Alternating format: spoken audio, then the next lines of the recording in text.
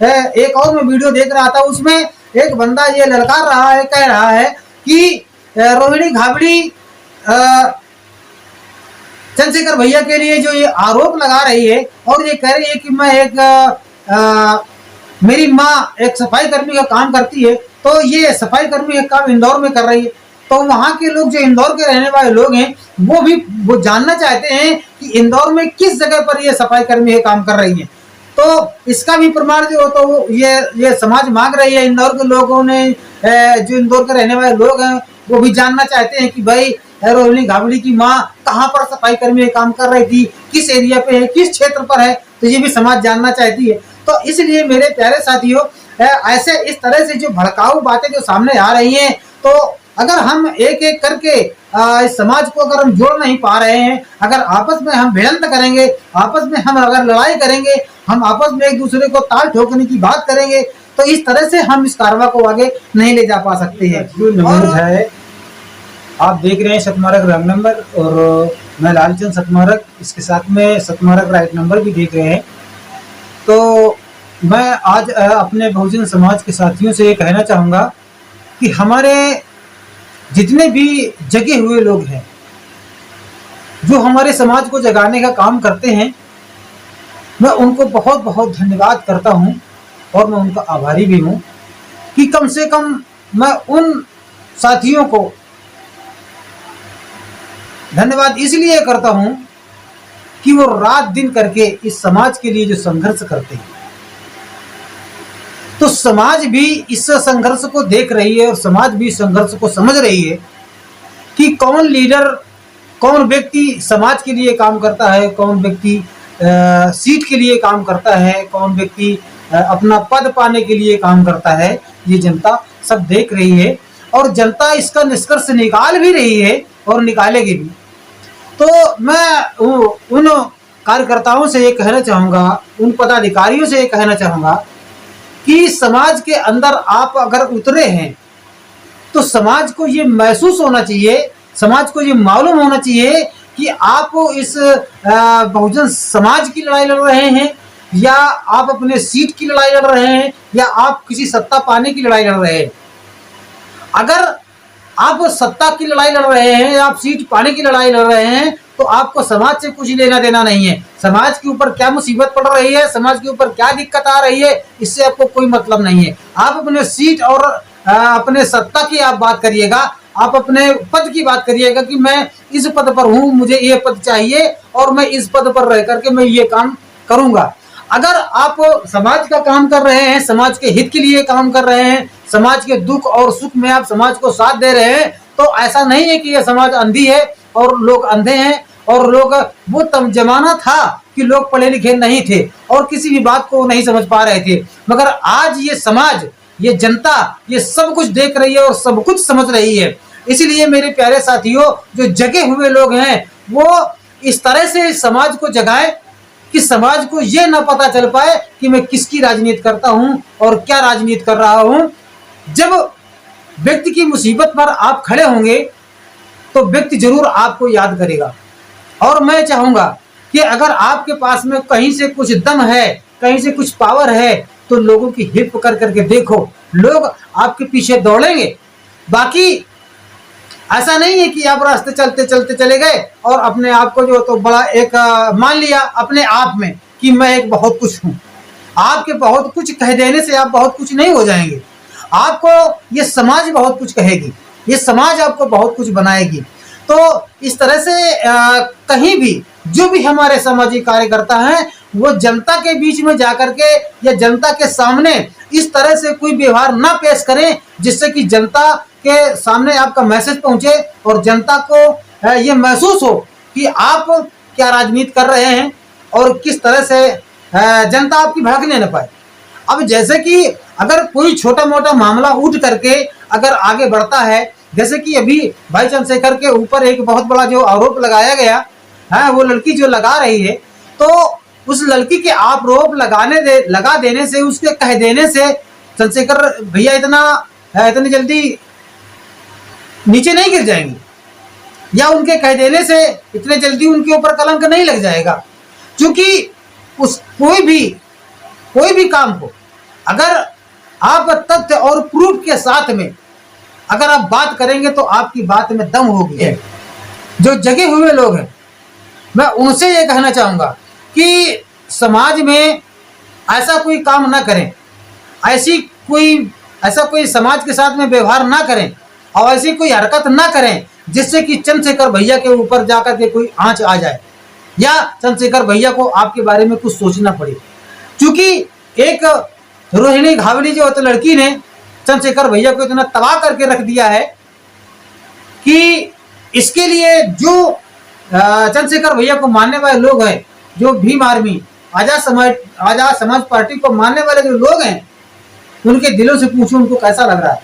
चंद्रशेखर भैया ने किस तरह से कमा करके एक एक पूंजी इकट्ठा करी है और लोगों को, इस शोषित दलित वंचित दबे कुचले लोगों को उन्होंने किस तरह से साथ दिया है। इस बात को दिमाग में रखते हुए ये हमारा समाज एक तो पहले से भी दबाया सताया है और इसके बाद में अगर हम आपस में भी नहीं बना पाए, मैं आपस में अगर समझौता कोई करके या आपस में कोई निष्कर्ष निकाल करके हम इस कर्म को आगे अगर नहीं बढ़ा पाए तो हमारे लिए ये काम करना ये सब बिल्कुल व्यर्थ होगा और ये बिल्कुल ना समझदारी होगी। इस तरह से हम अपने क्षेत्र का कभी विकास नहीं कर सकते ही हैं। और चंद्रशेखर भैया के ऊपर इतने बड़े जो लांछन लगाए जा रहे हैं, ये न जाने किस तरह से और किस तरह से इस बहन को भड़काया गया, इस बेटी को भड़काया गया या उसके ऊपर गुजरी या क्या हुई, तो वो ऐसे ऐसे प्रमाण सामने रखती हैं कि जिन के प्रमाणों का कोई सही ढंग से सरोत्तर भी नहीं मिल पाता है। जैसे कि उसने कहा कि मुझे ये नहीं मालूम था कि चंद्रशेखर भैया को की शादी हो चुकी है और वो शादी के लिए चंद्रशेखर भैया ने छुपाया और उन्होंने रोहिणी घावड़ी के साथ में शादी करने का जो वादा किया। तो इस बात को भी जो तो भी मैं वीडियो में देख रहा था कि इस वीडियो में लोग प्रमाण देते हैं कि इनको सब कुछ पता था, ये उनको ये भी पता था कि चंद्रशेखर भैया के लड़के हैं। तो ये जो रोहिणी घावड़ी जो हो तो स्विट्जरलैंड से आई और जो हो तो चंद्रशेखर भैया 2024 में चंद्रशेखर भैया के लड़के को जो हो तो वहां से सूट लेकर के आई। तब इनको ये नहीं पता था कि ये लड़का किसका है और मैं किसको सूट लिए जा रही हूँ। इसके लिए जो हो तो जब उन्होंने कहा कि आप ये जो ऐसा कर रही हैं, आपने इतना भाई किया है हमारे बच्चे के लिए, इसको वापस कर देंगे। तो उन्होंने रोहिणी घावड़ी ने कहा नहीं ऐसा कहीं कुछ नहीं।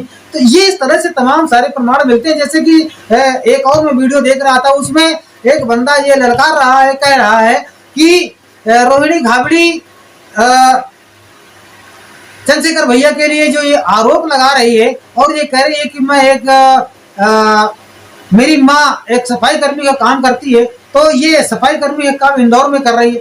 तो वहाँ के लोग जो इंदौर के रहने वाले लोग हैं वो जानना चाहते हैं कि इंदौर में किस जगह पर ये सफाई कर्मी का काम कर रही है। तो इसका भी प्रमाण जो हो तो ये समाज मांग रही है। इंदौर के लोगों ने जो इंदौर के रहने वाले लोग हैं वो भी जानना चाहते हैं कि भाई रोहिणी घावड़ी की माँ कहाँ पर सफाई कर्मी काम कर रही थी, किस एरिया पे है, किस क्षेत्र पर है, तो ये भी समाज जानना चाहती है। तो इसलिए मेरे प्यारे साथियों, ऐसे इस तरह से जो भड़काऊ बातें जो सामने आ रही हैं, तो अगर हम एक एक करके इस समाज को अगर हम जोड़ नहीं पा रहे हैं, अगर आपस में हम भिड़ंत करेंगे, आपस में हम अगर लड़ाई करेंगे, हम आपस में एक दूसरे को ताल ठोकने की बात करेंगे, तो इस तरह से हम इस कारवा को आगे नहीं ले जा पा सकते हैं। और जो आपसे जुड़ने वाले लोग हैं उनके अंदर भी एक कष्ट होता है। भले कोई भी गलत है, इसके लिए कुछ नहीं, जो मैसेज जा रहा है वो मैसेज गलत जा रहा है, मैसेज गलत नहीं जाना चाहिए। अगर इस समाज की अगर हम चिंता करते हैं तो सबसे पहले हम अपने बड़े भैया चंद्रशेखर आजाद जी के बारे में सोचेंगे कि अगर कोई ऐसा मैसेज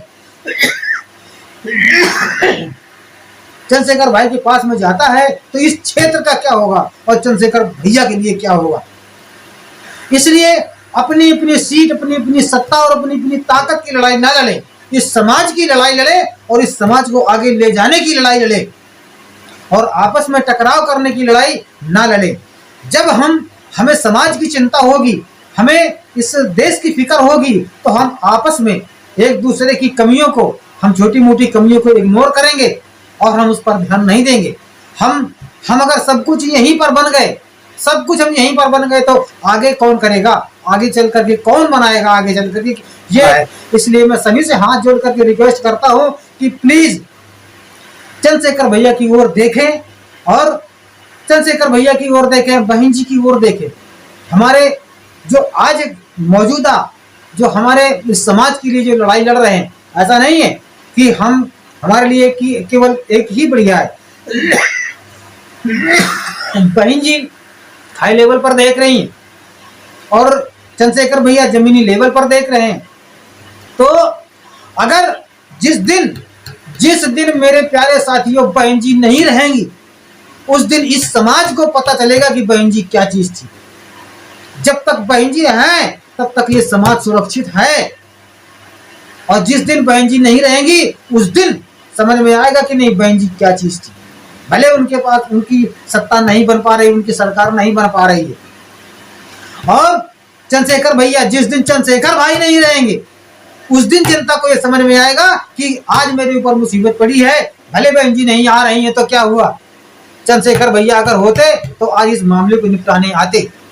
इसलिए मेरे प्यारे साथियों, होश में आओ। को ये वीडियो कैसा लग रहा है, इस वीडियो को ज्यादा से ज्यादा तो लोगों तक पहुंचाइए। मुझे समाज की पीड़ा है, मुझे इस समाज का दर्द है। मैंने ये दंश झेला है इस मनुवादी व्यवस्था का, मैंने खुद इस मनुवादी व्यवस्था का दंश झेला है। मैंने वो पीड़ा देखी है, मैंने वो दिन देखे हैं। मैं ये नहीं चाहता कि मेरा समाज उसी मिट्टी पर मिले जाकर के उसी मान अपमान का उसको व्यवहार झेलना पड़े। मैं ये नहीं चाहता, क्योंकि मैं जमीनी स्तर से होकर के आया हूं। मेरा वीडियो बनाने का